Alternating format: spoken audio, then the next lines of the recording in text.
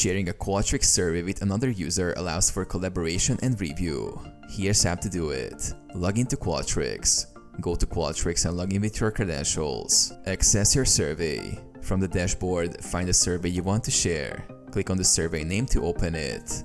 Open Survey Settings. In the Survey Editor, click on the Tools menu located in the top right corner. Select Collaborate from the drop-down options.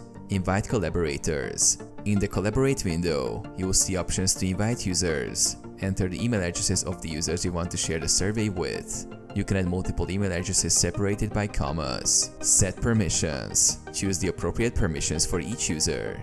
You can set permissions such as View, Edit, or Admin, depending on what level of access you want to grant. Send invitation. Click Send invitation to notify the users via email.